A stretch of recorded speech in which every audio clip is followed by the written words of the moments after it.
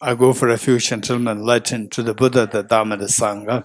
By my accumulations through practice of giving and so forth, may I become a Buddha to benefit sentient beings.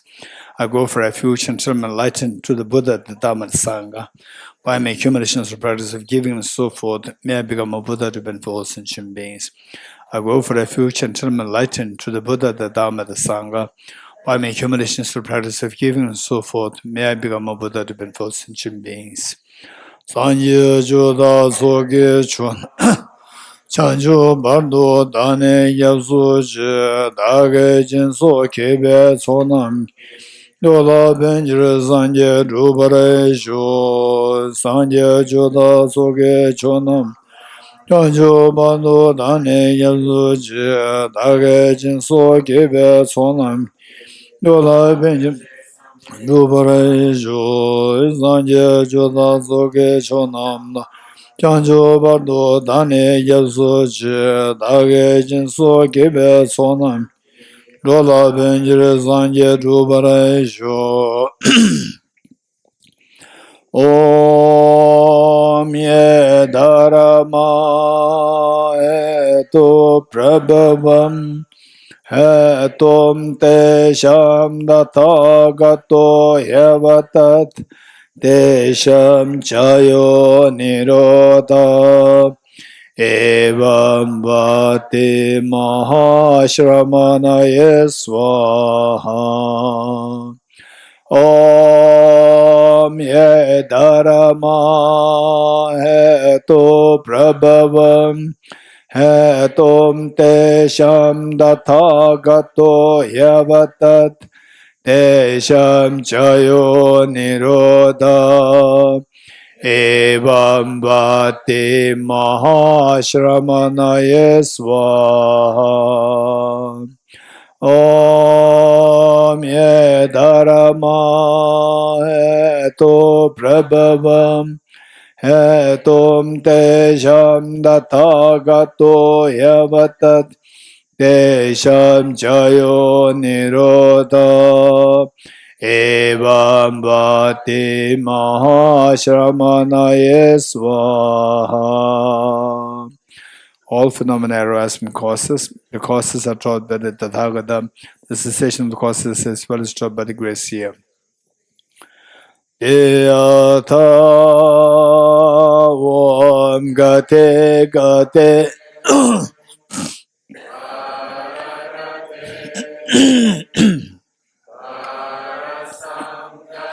Bodhisvatyata Om Gate Gate Paragate Parasamgate Bodhisvatyata Om Gate Gate Paragate Parasamgate Bodhisvatyata Om Gate Gate Paragate Parasamgate Bodhisvaha. Okay, just a little bit digression here. There are some people who are interested to take refuge, and generally, what I suggest when you take refuge means you take refuge from anybody that becomes your teacher. Then so for us, meeting is just the last 7 days. In 7 days, you will not know me or not know you, right? And it doesn't mean that I'm very dismissive. This is not the point. The point is that I do see even when there's some of you, like the girl there, your name, Diana. When Diana and there are some making requests for the refuge. So I told you already, right? Don't rush to look for gurus. But if you are really keen, even to take refuge is very precious, so precious. And of course, taking refuge, even one day before, this is far the better. So because of this, but I would say that it doesn't mean that you have to rush. And if at all you want to take a refuge, the best thing would be they say take refuge from His Holiness the Dalai Lama. But then we don't get a chance, Don't worry about this. His Holiness the Dalai Lama nowadays gives teachings online very often and offline also. Offline nowadays is offline, and then people from the further away from Dharamsala, they receive it online. And online, offline, for you to take refuge, there's no difference. The point is that when His Holiness oftentimes gives the Bodhisattva vow, the aspirational Bodhisattva vow, what we do in the morning, this part in very brief form, His Holiness gives the Bodhisattva vow. As a part of this, and there's this line, you remember? I go for refuge in the triple gem. I confess the negativities individually. I rejoice in the virtues of all the beings. I hold the precious Buddha in my heart. So in this, the first line is refuge. So when His Holiness gives this, the Bodhisattva vow, aspiration Bodhisattva vow, it includes the refuge. So you take this Bodhisattva vow, and then Bodhisattva vow doesn't mean that it's a full-fledged Bodhisattva vow. No, this is not full-fledged. This is aspiration Bodhisattva vow. And for the aspiration Bodhisattva vow, anybody can take it. Anybody. As long as you commit yourself to not to harm others, if possible, to help others. This much if you can commit, you are entitled to take the aspiration Bodhisattva vow. And alongside, you also get the refuge. So this is so precious. So rather than rushing to, go to a teacher to take refuge, but whereas if you end up in a place where there's no teacher at all and somebody comes very briefly, there's a rare opportunity. Yes, there's a special case.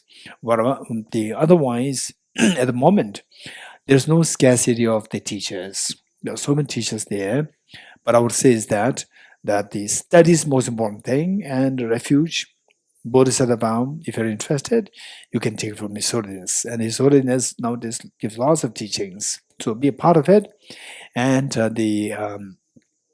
there's no better teacher than His Holiness in this whole universe for us. We're very fortunate, right? So simply because I'm saying that let's wait. It doesn't mean that I'm dismissive, I'm being rude, I'm being unkind. That's not the meaning. So people from, let's say, there are people from NDC4, and next time when you do NMC, then we know each other well. I know you well, you know me well. And if you still want to take refuge, or you want to take aspiration Bodhisattva vow and so forth, then we can do that. But at the moment, just 7 days is nothing, right? You learn something. That's more important. But if you're told you want to take refuge, yes, of course, so precious. Even the desire to take refuge is so precious. So the best thing, safest thing to do is His Holiness the Dalai Lama. Okay. And also that some people, they ask for the oral transmissions and so forth. So the best thing is the oral transmission, don't worry too much. Don't worry too much. You practice well. For example, like say the various sadhanas like the Kshitigarbha, Akashagarbha, Samadhabhadra, and so forth, these bodhisattvas, these oral transmissions, the most important thing is that with oral transmission and then reciting it, and then with the bodhicitta, think about bodhicitta, wisdom emptiness, and recite it. The wisdom emptiness reciting is more precious, but the oral transmission is important. But again, the same thing. Don't just rush to look for a guru. We need to be really very safe.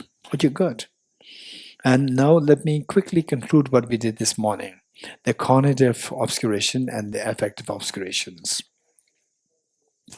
And what we said is that when our mind engages with the object, let me repeat it. When our mind engages with the object, it engages with the object through two acts. The act of act of appearing, and act of apprehension or apprehending. And these two acts. And the mistakes can happen in either of the two. And that too, there are so many kinds of mistakes. Seeing this robe as a snake is also a mistake. That mistake is very gross. That ignorance is so gross. It has nothing to do with afflictive or cognitive, nothing to do with that. Now with serious mistake which traps us in samsara. Tell me, in the dream, you are so much a problem in the dream, ghosts chasing you, earthquake and so forth in the dream. What is that mistake which makes you to suffer in the dream? What is that mistake? Anyone, quick. Yes. Thinking the dream is real, right? Whatever you're dreaming, the dream ghost is real, earthquake is real. In other words, believing the dream is real, this is a mistake which makes us suffer in the dream. Likewise, what is that mistake which makes us suffer in samsara?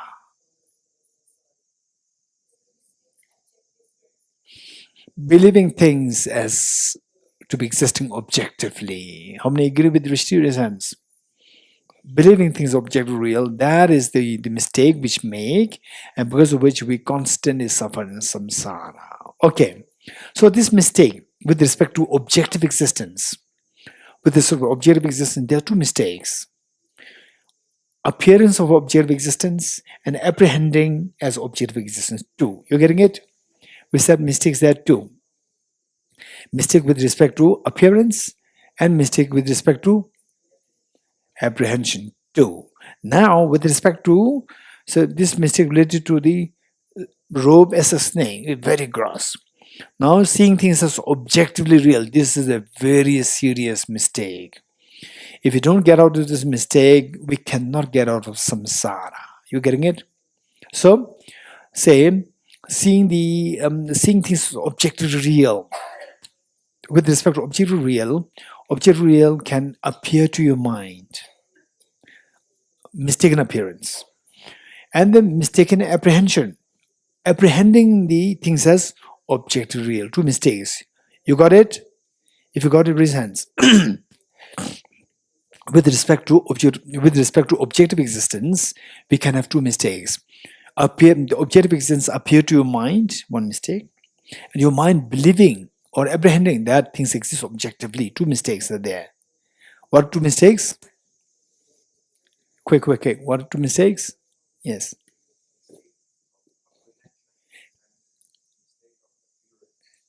Appearance of robe as a snake. Good. Let's be precise.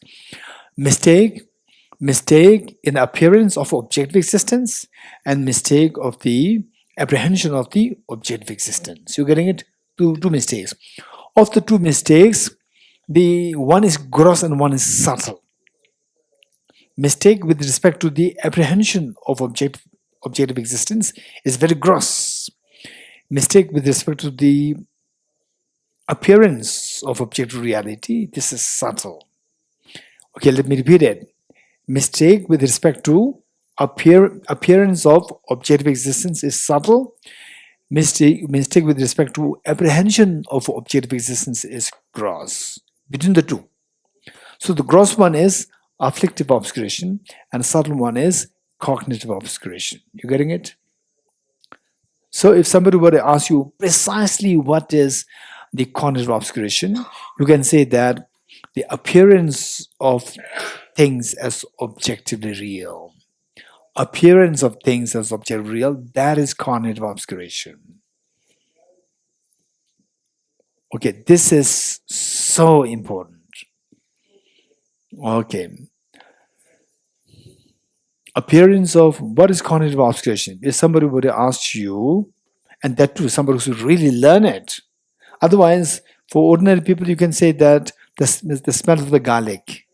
Smell of the garlic like mental defilements, subtle one, that is the cognitive obscuration. But if a learned person who is really learned, if they ask you what exactly is cognitive obscuration, then you can say appearance of objective existence is cognitive obscuration. You getting it?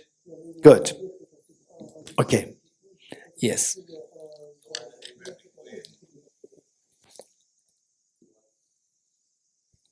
Hey, Mike.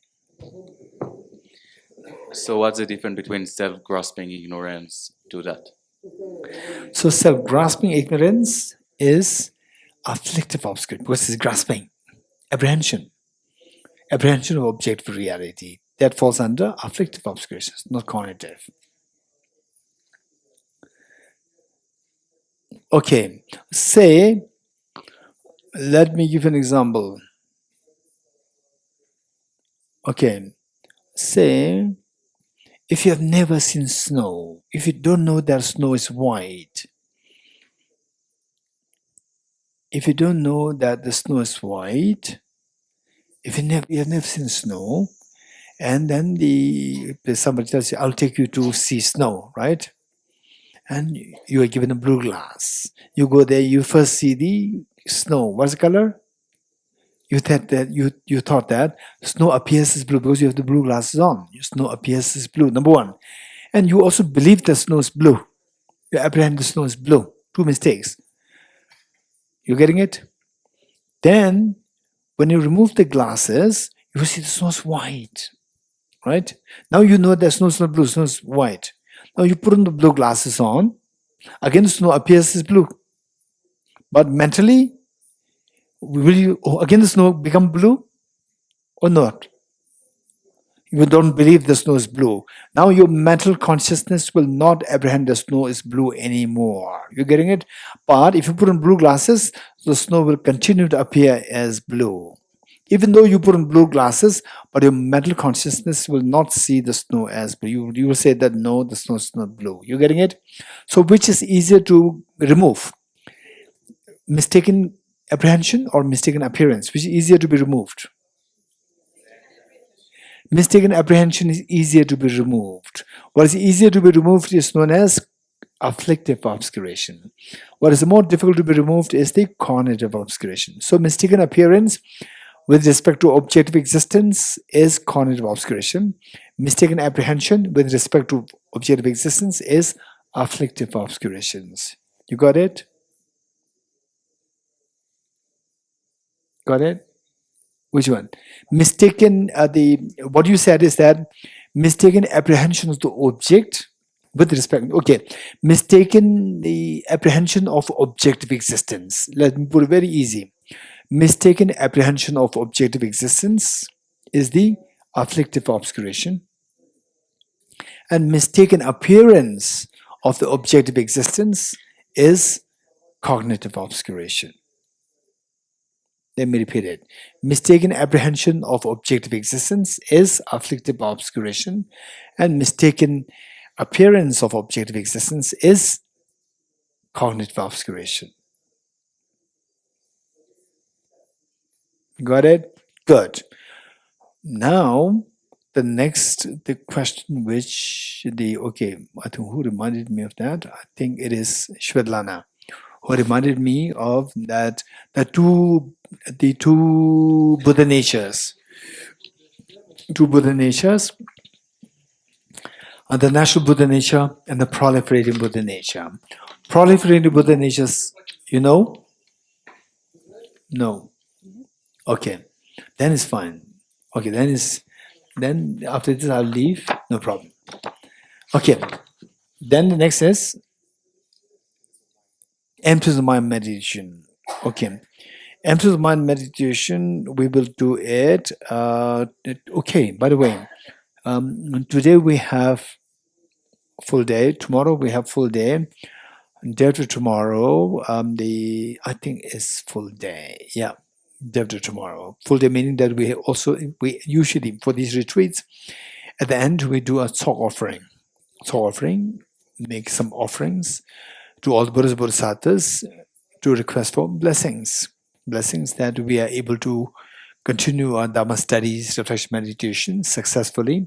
They know that no obstacles can come to us. Okay, so what we plan to do is NMC will be in the evening, and NDC we're not going to have NDC on Sunday this time. This time Sunday, NDC will be postponed to the Wednesday. Yeah. Okay, so this is already confirmed. Okay, good. Now Bodhichitta, right? Okay. Bodhichitta, the method of two methods. What are the two methods to generate bodhicitta? Okay, Andrew, Mike. The two methods are the first one being the sevenfold cause and effect method for generating bodhicitta, and the second one would be the equalizing and exchanging self with others. Very good, perfect, very good, thank you. The sevenfold cause and effect method to generate bodhicitta, and the method of equalizing and exchanging self with others to generate bodhicitta. Two methods. Of the two methods, which is the one that we're doing now? The method of equalizing and exchanging self with others. Okay, and how many steps it has? 9 steps are there, and we are done with the 3 steps.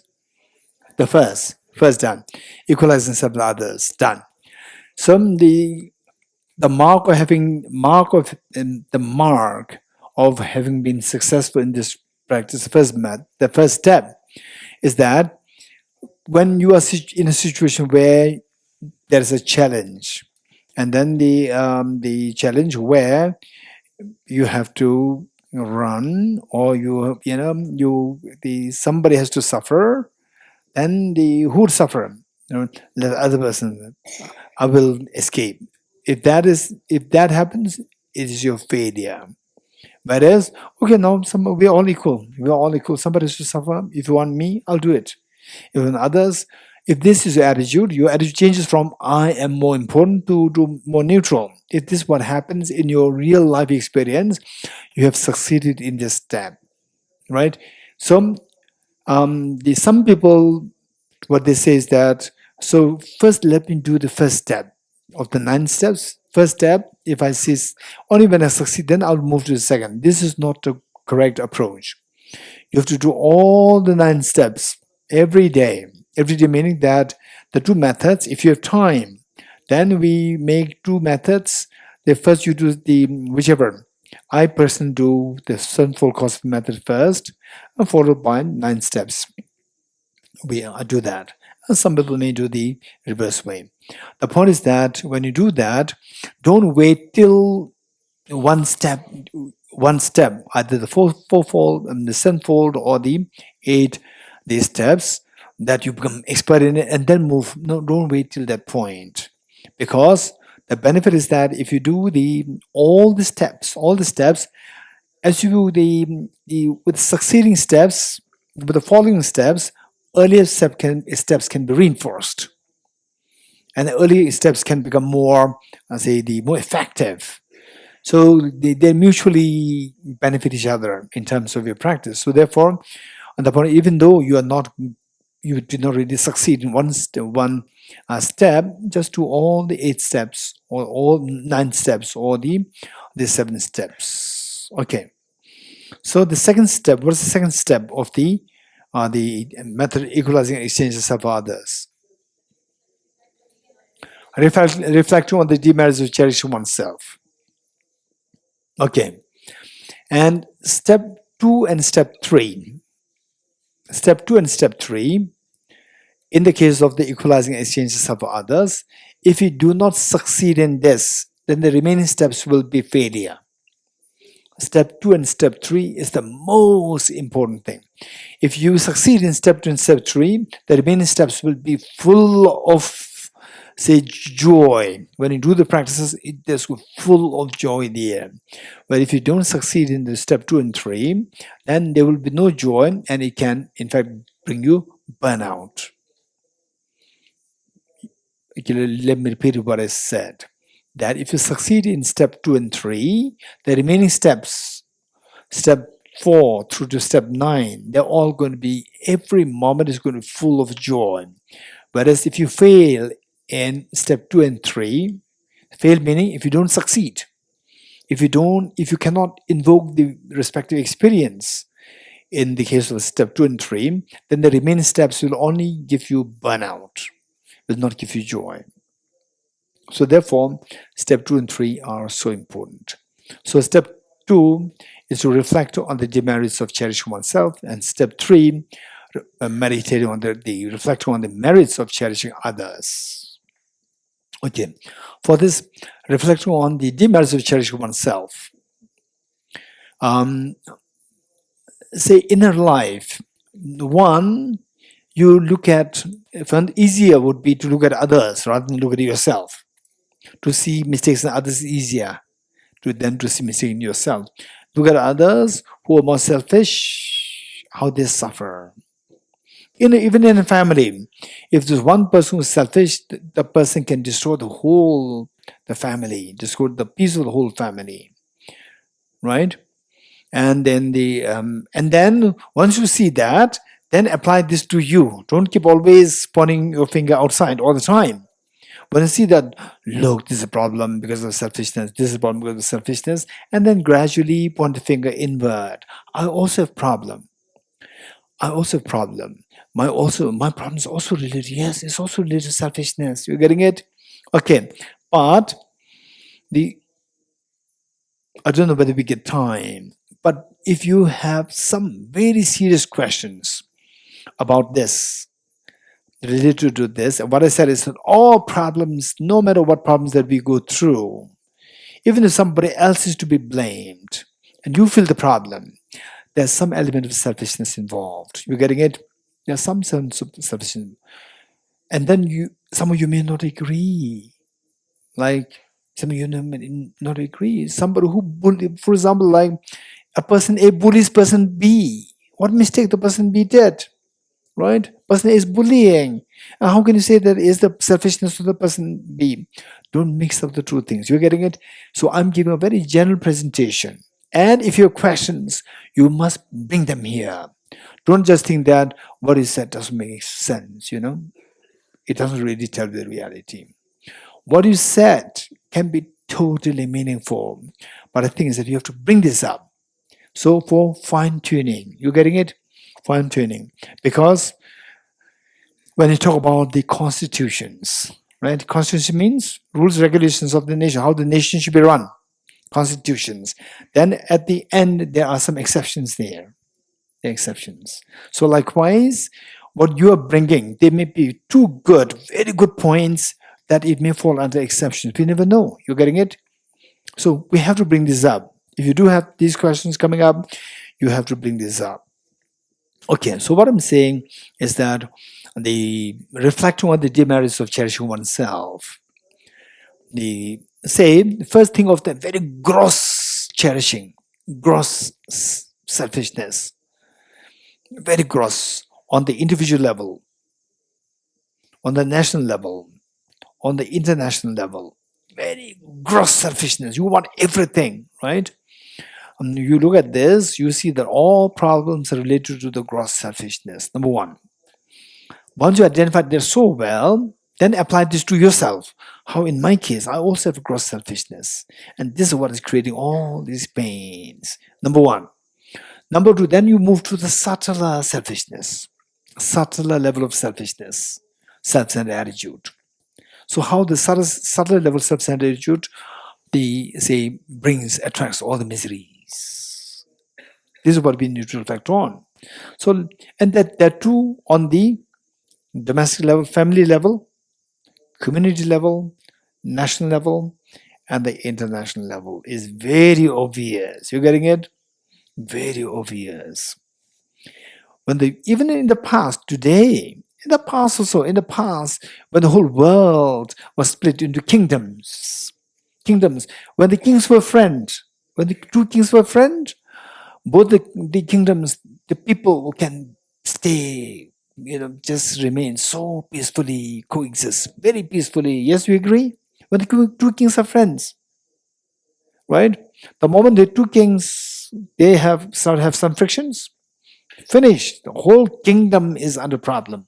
All the citizens of the kingdom then problem. You agree? Right? Truth is the same. Truth is the same. So, His Holiness the Dalai Lama, it's amazing. His Holiness says that, say, even the leaders, world leaders, some are more mature, some are less mature, some are very immature. They only have the gun, that's it. They don't have the brain, they don't have the gun. They don't have the heart, they have the gun. Right? And there's a gun, then they rule the nation. When the gun is gone, the nation will go into protest or revolution. You get it? Because the gun. This is what happens. So some are very mature, some leaders are very mature, some ladies are very mature. So it is a responsibility of the mature leaders. Finally, whether you're mature or immature, if the immature is there, immature can create problem on you. So it's the responsibility of the mature leaders to reach out to the immature. Don't expect the immature people to reach out to you. This is His Holiness's visions for the world. And yet, on the contrary, this is not happening. So His Holiness, like 20 years ago, 15, 17 years ago, wherever he travels, he tries to bring the two parties always together. Wherever he travels, in different countries, the oppositions bring together. Let them talk. This is the initiative of His Holiness. If we just imagine, if everywhere in the world you see His Holiness, the leaders are like His Holiness the Dalai Lama, everybody will shake hands and then, what's your problem? Tell us, we'll help you, right? Every nation will be there. All these trillions of dollars will be saved. The whole world will be a very different world. It's all because why it is not happening is because of the immaturity where the leader's mind, they're more into the selfishness. Me and you. Me and you, this divide. Where this divide happens, then I should be happy, you should die, right? For my happiness, you should die. This is the thought, and this is totally immature thinking. It is all out of selfishness. So how the selfishness creates problems to the world? Citizens, your own citizens. In your family, how the selfishness can create problems. Sometimes even the husband can be extremely selfish. Sometimes the wife can be extremely selfish. Sometimes the children can be extremely selfish. Sometimes the parents can be extremely selfish. When that happens, finish, the whole piece of the family will be destroyed. So therefore, it's all about where the selfishness is there, peace is not there. You getting it? Let me give one example. How the selfishness can destroy you and destroy others. One time, there was many, nowadays I don't really need, read these newspapers. It's all not really the facts. If the facts come, it's okay. But it's not the facts. In those days, much better. Nowadays, everybody speaks anything, whatever comes to your mind, you say, right? And social media. So in the olden times, I used to read the newspapers every day. During the newspaper, there was one incident which happened in Delhi. What happened was that, look, tell me where you judge, you tell me where lies the problem. Bus driver. He was driving a bus, and the bus hit a motorbike. Hit a motorbike, just very gently hit a motorbike. Was just put there on stop, and the owner of the motorbike was not there. And he hit the motorbike a little bit. And the owner came to know that his motorbike was hit by the bus.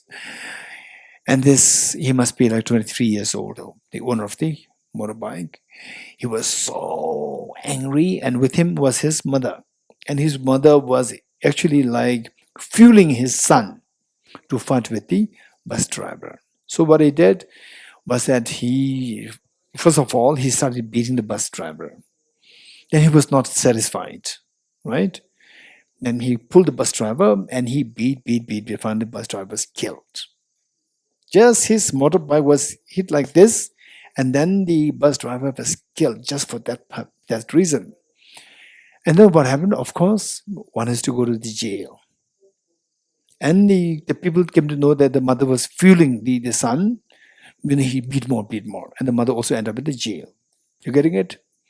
And look, this bike can be fixed for like 2,000 rupees, 3,000 rupees. Can be fixed. 2,000 rupees, 3,000 rupees. Now, even this, don't think about the bus driver, even the owner, even the person who thought they're so angry, this person, this owner of the bike, he go to the prison for minimum for several years, if not a capital punishment, or if not for life imprisonment, minimum for 10, 12 years. 10, 12 years, you are losing all these salaries, like lakhs and lakhs and lakhs of rupees you're losing, right? Just because that you lost 2,000 rupees thing, you are ready to give this amount of money, lakhs and lakhs and lakhs of rupees, and on top of that, your mother is also behind bars. You getting it? So you are supposed to be, repay the kindness of the mother. And in a way, what you did was bringing the mother to the prison. And if somebody is to pay that, okay, you can stay comfortably. You don't have to stay in prison. Come, you have to pay huge amount of bail, right? And this you don't pay. Why should you have to stay in prison? So why this mistake happened? Where? Out of the anger, right? And this person, if he right from the beginning, if he knows that okay, this happens, then I'll find a kill, then I end up in prison. My mother will also in prison. Then I will lose all these many years of earning, right? Many years of lakhs and lakhs of rupees of earnings. I will lose them, and on top of that, even if I'm released, I will not get a job because of my criminal record. I will not get a job. Whole life I'll be destroyed. What is this bike? Even this bike, somebody says that you want to go to prison or you want to give this bike to me. He'll say that, take the bike, I'll not go to prison. But when you are in anger, in the grip of anger, you just a little bit of scratch on your bike, you are ready to go to prison. You are ready to give up all the lakhs of rupees, whole your life you are ready to give up, right? What gives this person the false courage? Anger. What made him to be angry? What made him to disregard the life of the other person? What is this bike? And the life of this person. This person has a wife. This person has children. What about their life? Your bike can be fixed for 2,000 rupees. And what about their life? Right? You never thought about these. What makes you not think about these? Tell me. Selfishness.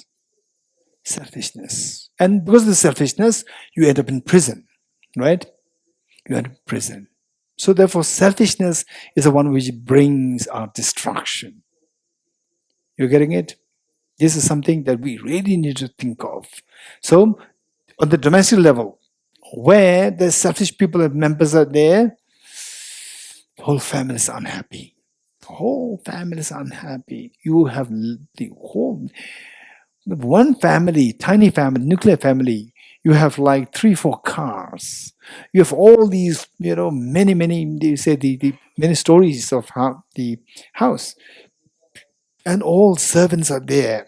But the family is essentially very unhappy when the members are, there's a selfishness there. It destroys the peace of mind. But in some family, a very tiny space, the father, mother, 4 children are all in their tiny space, and this tiny space is for the living room, the kitchen, everything. And yet everybody's so happy. The children simply want to be with the father, mother, right? And this is so happy, cozy place. Whereas some have all these big houses, big cars, and so forth. Still, the family is never happy. There's a fight happening. All because of the selfishness. How many agree with me? Raise hands. All because of selfishness. You're getting it? Okay. Think of these. And look at His Holiness the Dalai Lama. And then we all want to be loved by other people. We all want attention from other people, right? And then who gets the maximum attention? For example, His Holiness the Dalai Lama, right? Saying the people come all the way from different parts of the world. They spend money, they procure visa, then come just at the glance of the face of His Holiness. Who on leader today? Who on leader other than His Holiness, right? For example, like say the Pope Francis can be one. Otherwise, the majority of the leaders, nobody will do that, right? If you happen to be there, I've seen this leader, that leader, so forth. But you will not really spend this amount of money to just go there and just you feel like crying. It will not happen, right? Okay, with His Holiness, it happens. Why? So, if you are given a choice, you want to be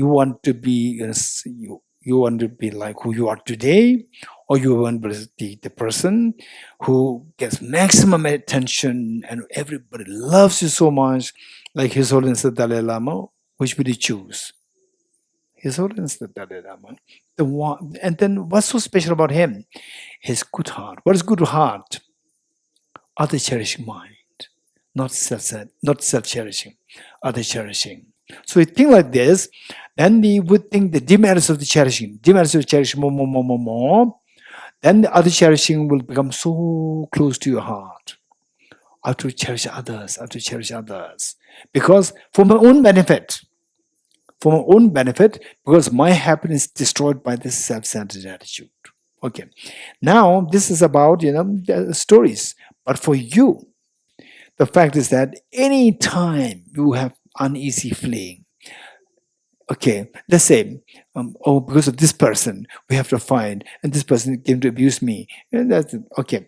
Say, even without involvement of people, say, how many you once in a while, morning, you get up for no reason, you feel so heavy, sad, for no reason. Morning you get up, feel so sad, heavy, everything so gloomy, resents. Once in a while, right?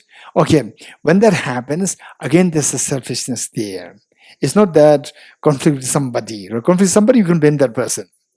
But when that happens, you cannot blame somebody else, right? So, but this sadness is this heaviness of your heart. This sadness is not your true nature. Your true nature is so beautiful. The moment you wake up, things should be blazing, things should be glowing, glittering. But it's not happening because of something is wrong inside. This is not your Buddha nature. Your Buddha nature is so beautiful. When that happens, something is wrong. What is that wrong? What attracts the miseries is this self-centered attitude. Somewhere the self-centered attitude is involved there. You getting it? Okay. So and interestingly, let's say that number one, do you agree with me that even the unexplainable, the pain, sadness, deep gloominess that happens to us. This is what suffering is that? Suffering through which of the three kinds of suffering is this? Suffering, the first one, suffering, right? Suffering should be the result of non-virtuous karma. Non-virtuous karma which your brother did, your mother did know, which you did in the past, right? And what made you do this non-virtuous karma? What made you non-virtuous karma? To do the non-virtuous karma, we need two things: self-grasping ignorance and self-centered attitude together. Self-grasping ignorance is the arrow, and the person who shot the arrow is this self-centered attitude. These two together, then they shot the arrow, right? Arrow was flying in the air, and suddenly, for no reason, in the morning, you get up and you feel so heavy at heart, sad. Arrow hit you, right? Arrow hit you and you feel the pain. Okay, so that was because of the arrow. Arrow was a self-grasping ignorance, shot by the self-centered attitude. You're getting it? Okay, so we see that even this pain was created by the karmas, negative karmas. And these negative karmas were shot as the arrow by this self-grasping ignorance and self-centered attitude. These two things initially shot the arrow. And how many arrows are there in the sky flying? It was you. Innumerable arrows are shot. You're not seeing that. We are not seeing these arrows, right? Innumerable arrows are flying, right? Shot by us in the past life. They are still flying, and then they're rushing to hit you, right? And then when the arrow hits you in the past, when the arrow hits you, to protect the arrow from the arrow, what should you do? You need a shield. What's a shield? Bodhichitta and the wisdom of emptiness, right? And the two shields are removed by, bodhichitta removed by self-centered attitude, and the wisdom of emptiness removed by self-grasping ignorance. And shield was also removed by these two. Arrow shot by these two, right? Arrow, millions of arrows shot by self-grasping, self-centered attitude. And when the arrows come to hit you, you know, your Buddha's Bodhisattva said, hey, put the shield down. Wisdom says Bodhichitta. And then they self-grasp inside, self-centered, no, don't put the shield. Self-grasp, Bodhichitta, away. The shield of Bodhichitta is away. And the shield of wisdom is away. Self-grasping is, no, remove the shield. So self-grasping and self-centered attitude, these two make you to remove the two shields. When the two shields are removed, what happens? When the arrow hits, how painful is the arrow? Hey, how painful is the arrow? Right? When somebody says, you stupid guy, right? You stupid. What happens? You will not have a sleep that night. You're getting it? Right? Somebody says, what a stupid thing, right? You will not have sleep that night, 100%. You're getting it? And then they say you are 30, you are 35. Somebody says you look like 45. You will not have sleep that night. Yes, you agree? Not agree? And Diana, you agree? Right? Okay, Diana, you may be in your 20s, right? And somebody tells you, Diana, you look like, no, you don't look like 40, right? You look like 40. Most likely Diana will not have sleep, that night, right? So look, we feel the pain so easily, which means arrows are flying. Arrows are flying. Who shot the arrow? Your self-grasping ignorance, those self-centered attitude many lives ago, they shot the arrow. And with the arrow, it's fine if the arrow is there, but you can put the shield. You put the shield, right? You feel the pain, means you do. Why do you not put the shield? Because of the self-grasping and self-centered attitude. They remove the shields, right? So you will suffer. Say in the first place, these two shot the arrows to make you suffer, to create pain in you. And then when in the actual event of the pain, in the actual event of the hitting you, these two make you to remove the two shields, right? Okay, so therefore these two are so vicious. If at all you should be angry, you should be angry towards self-grasping, ignorant, self-centered attitude, not towards other people. You're getting it? If at all you should be angry towards self-grasping, ignorant, self-centered attitude. So this is how we need to think of the demerits of cherishing oneself and benefiting the merits of cherishing others. We need to think of them very seriously. Think more about this. How other people, where self-centered, where the people are more selfish, there's suffering there. The person suffers and whole family suffers, whole country suffers. One time, there was a friend of mine, and there's so much anger in the person. And I said, right from the beginning, I said that hey, don't be too angry. I cannot say that. If I say that, it can be very offensive, so rude. I said that I'm concerned about your health. Do you understand what I'm saying? I said that I don't care about anything. You are angry, not angry, this person, that, it doesn't matter. I'm concerned. Only thing that I'm concerned about you is I'm concerned about your health. Meaning that your anger can destroy your health. This is what I'm saying, what I was saying. But I cannot say it directly, right? I said, I'm concerned about your health. I'm concerned about your health. Please keep yourself calm, peaceful, be happy, right? Be happy. Not saying don't be angry, right? Don't be angry if you feel offended. You'll be more angry. So be happy, calm. Your health is number one important for me. I don't care about anything. I do care about your health. Implying that, don't be angry. Your anger can damage your immunity. Your anger can damage your immunity. Where the immunity is destroyed, your body becomes so vulnerable to contract any disease. Blood pressure, sugar, any disease can come to you. Even the cancerous cells, they can just proliferate so fast. Even the cancer cells, they can multiply so fast. So you can die very quickly. And then one time, the person was hospitalized. Open heart surgery. And luckily he just made the surgery. He came out of the surgery. And then I didn't say anything. And the person told me that, Kishal, I remember when I going through the surgery, I remember your words reverberate in my ears. I'm only concerned about your health. Take care of health. It's constantly coming to my ears.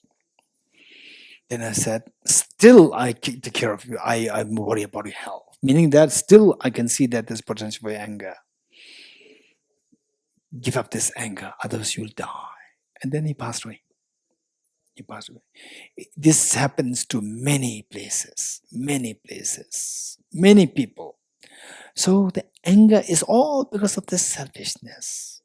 Sometimes you can be a very kind person, but the kindness, compassion demonstrated by Bodhichitta and demonstrated as a normal kind person. These two are very different. The kindness because of your Bodhichitta practice, and kindness because you are generally very kind. Naturally, you're very kind. These are very different. With the Bodhichitta practice, this compassion can become very profound. It'll say, when you meet any kind of situation, your compassion will not waver. Whereas the normal kindness, generally speaking, he's very kind, she's very kind, that kindness can waver very easily with the change in situation. Let me give an example. Let's say that you are a little girl or a little boy, and you see on the street, you see a homeless boy or a homeless girl who is like your age, and you tell a mom and you tell a dad, please give him or her some food. You are like age 6 or 7, or let's say age 6 or 7, and your mother and dad, seeing that you are heavily involved, so to make you happy, the mothers, and then this child, let's say I'm creating a scenario, this child proves to be very intelligent, very smart, right? And then you go to school, and then you know that the child is not going to school. You also request the parents, please, spend some money to let this child go to school with me, right? And the two parents accept. And then they with the same uniform, send school with you to the same class, right? So how are you happy, not happy? Hey, huh? Very happy. You're so happy, right? Now you have a brother, you have a sister, right? Going to school, same school. You're so happy. Right? Otherwise, he or she is as a homeless. Now going with me to school. Then what happens? You're very happy because of your compassion. Then what happens? School exams, annual exams. The other boy or the other girl is scoring 100 out of 100, and you score 40 out of 100, right? All the attention goes towards your brother, your sister, right? Your adopted brother, your adopted sister. All attention goes to them. Whole school is praising this, and you are just ignore. You're getting it? You ignore. What you will feel? Sometimes good, sometimes little jealous, right? And when you and other boy, other girl is there together, everybody looks at other one, and you are just ignored. You're nobody, and then your unhappiness grows. Then after the school, go to college or the university. Because your score is so less, you don't get a good university. Other person has offer coming from everywhere, right? Everywhere the name is coming from the other boy or the other girl. Your name is nowhere. And even the parents, because then now he or she becomes the adopted daughter or the son. So the parents have a responsibility to give support, and they say the child gets enrollment in the best prestigious university or college, and the parents are supporting, and that amount of money is not coming to you, going to that. And then what is your feeling? Your compassion slowly changes to jealousy. You're getting it? This is because you are naturally compassionate. It's not a cultivated compassion. It's not a bodhichitta compassion. You're getting it? So with the bodhichitta compassion, it will never waver. It will become even stronger. Under these situations, you will feel stronger. Okay, tell me. Generally speaking, between a mother and a child, if the child succeeds, if the child becomes, say, mother did her just school, did not do university, and the child becomes completes the school, becomes a topper in the university, mother will feel jealous or will feel proud? Will feel proud. Why? Because the love is so deep, is so profound. You're getting it? Will not feel jealous. Whereas you and your adopted brother, adopted what? Sister, right? When the other person is doing better and you tend to lose attention from others, then it turns to jealousy rather than feeling proud of your brother or sister. You're getting it? Because of lack of that profound compassion, that profound love is missing. Therefore, the point is that look at this. Again, you're in pain to see that now your adopted brother, adopted sister is getting more the attention. You start to feel the pain. It's all because of the selfishness. The mother doesn't feel the pain because of her other cherishing the child so purely. So look at these things. Think more about these. You will see that this extremely the more you think about this, the more you feel angry towards the self-centered attitude. The more you feel the value of the Adhicharya mind. Adhicharya mind, not for any other reason. For example, let's say we think of the wilderness in the forest. If you take bird in the forest, lions or deer, every moment you have to live in fear. Yes, every creature in the wilderness have to live in fear, including the strongest lion. You agree? Some of you, maybe young ones, may not agree. Even the strongest lion has to live in fear, because if the strongest lion goes by himself, 30, 40 hyenas can come and attack you, eat you up, finish. Right? Strongest lion and one hyena, you can eat the hyena. But the 20, 30 of the hyenas, they will eat you up.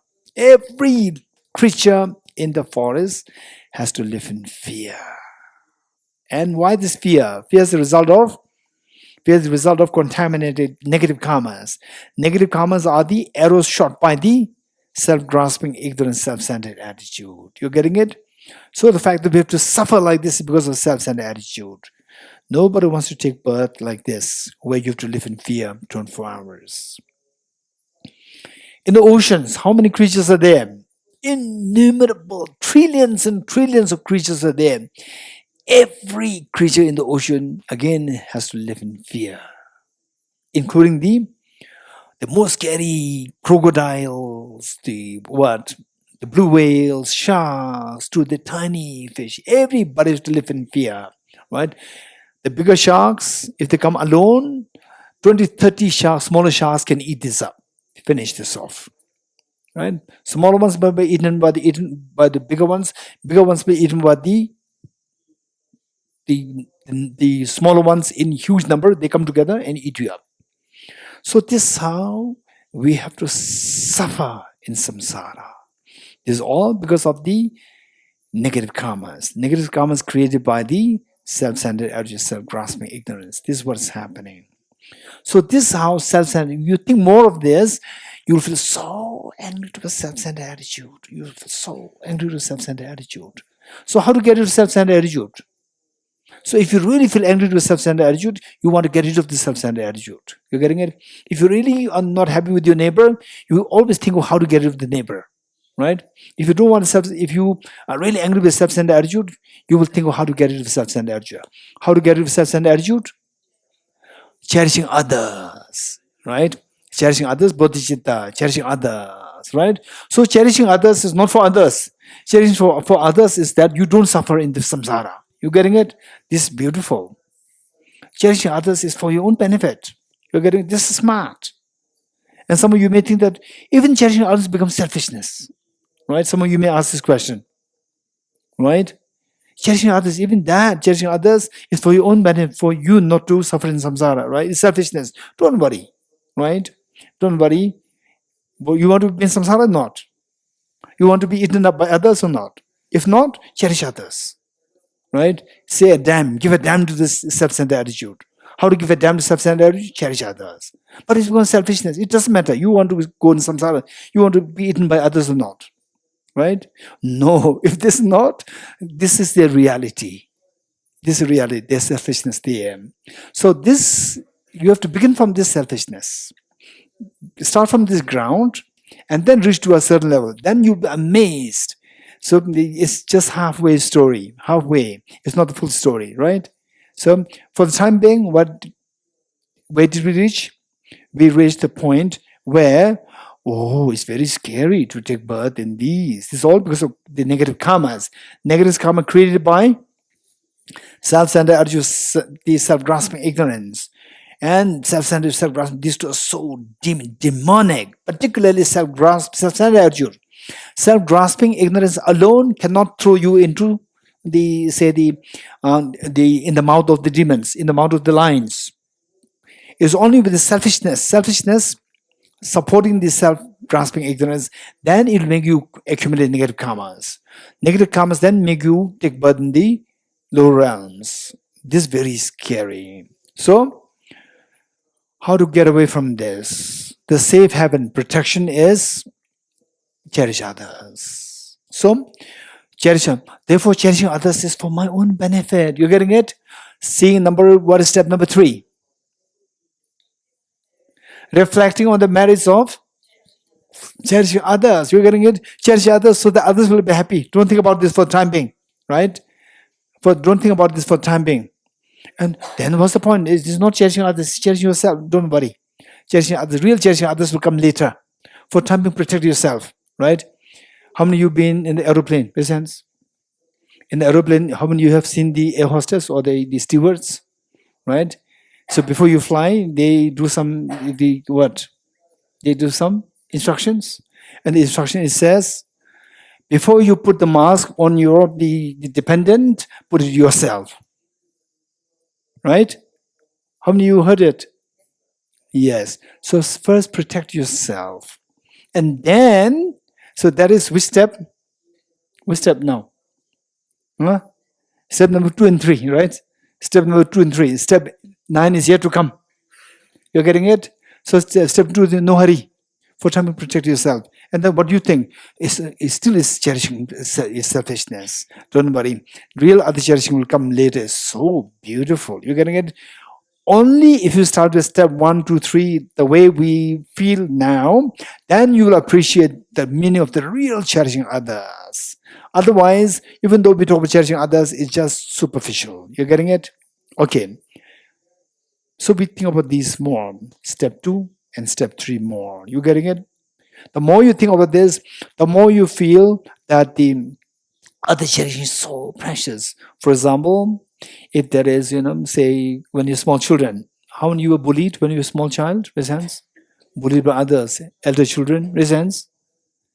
No one bullied? Raise hands. No, what is bully? I don't know. Raise hands. Jay, nobody bullied you. Bullied. Okay, how many you never bullied by anybody else? No bullied. Bullied. Okay, which means that we all have some degree of the elders bullying you, including myself. I was also bullied, right? So, when bullied, if there is another stronger boy or stronger girl, right, who loves you, who takes care of you, right, if the person comes to bully you, What will come to your mind? Instantly, your protector, you just run to that person, right? Who protects you will come. So, other cherishing becomes your protector. Because who bullies you? Self-centered attitude bullies us. You're getting it? So the moment you think about self-centered, how it bullies us, instead you think of the other cherishing mind. This is the protection. This protects me from you saying no to selfishness. This is so precious practice. So with this, what do you feel? If right, if you are to say if this is the feeling that strongly comes, selfishness so devious, I must get rid of selfishness, otherwise I will suffer too much. How do you remove the selfishness? By cherishing others. So whenever you get the chance to cherish others, you'll feel happy or not happy? You'll feel very happy, not for you, because for myself. You getting it? So you'll feel very happy. So will you feel burnout or you will not feel burnout? You will not feel burnout. The mothers don't feel burnout to take care of the child. If the same child is to be taken care of by the nurse for the next 12 years, 20 years, the nurse will burn out. Yes? Yes? Why? The mother feels that this child is mine. You're getting it? The nurse doesn't feel that this is my child. You're getting it? So likewise, cherishing others is for my benefit. You will never feel burnout. You're getting it? What is step 4? Taking suffering for others with emphasis on compassion. What's step 5?